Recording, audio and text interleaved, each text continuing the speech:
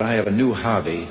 I am collecting stories that I can actually prove are told among the Russian people. They make them up themselves, they tell them between themselves, reveals they got a great sense of humor, and they've also got a little cynical attitude about things in their country.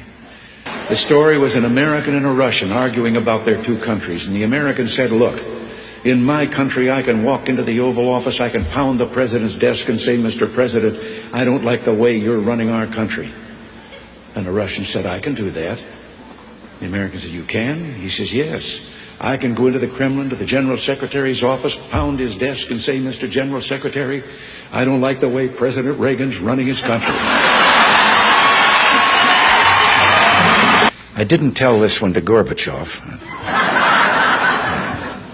You know, there's a 10-year delay in the Soviet Union of delivery of an automobile. And you go through quite a process when you're ready to buy, and then you put up the money in advance. This man, he laid down his money, and then the fellow that was in charge said to him, okay, come back in 10 years and get your car. And he said, morning or afternoon?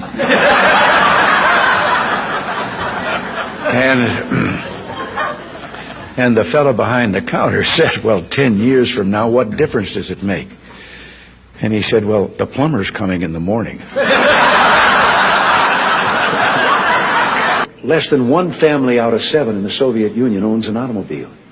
Most of the automobiles are driven by the bureaucrats.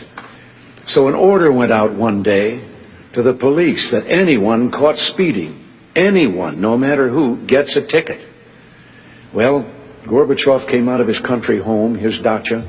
He was late getting to the Kremlin. There was his limousine and driver waiting.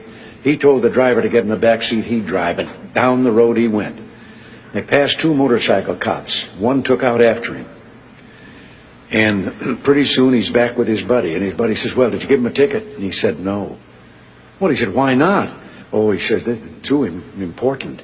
Well, he said, we're told to give anybody a ticket, no matter who it is. Oh, he said, no, this one was, I could. Well, he said, who was it? He said, I couldn't recognize him. But his driver was Gorbachev.